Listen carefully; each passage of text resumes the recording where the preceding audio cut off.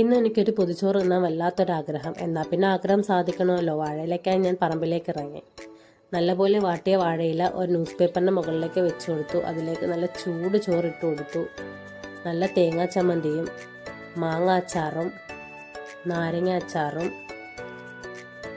നല്ല വെണ്ടയ്ക്ക മെഴുക്ക് പുരട്ടിയും ചെറുപയർ തോരനും ഇഞ്ചി അച്ചാറും 2 മീൻ പൊരിച്ചതും തലേന്നത്തെ മുളക് കറിയും ഒരു മുട്ട പൊരിച്ചതും വെച്ച് കൊടുത്തു. ഇപ്പോൾ തന്നെ വായിൽ വെള്ളം ഊറുന്നു. ഇത് നന്നായി ഒന്ന് പൊതിഞ്ഞെടുക്കാം.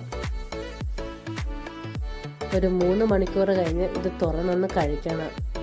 എൻ്റെ അള്ളോ, ഒരു രക്ഷയും കാണില്ല. ഇത്രയ്ക്ക് പൊളിയാ.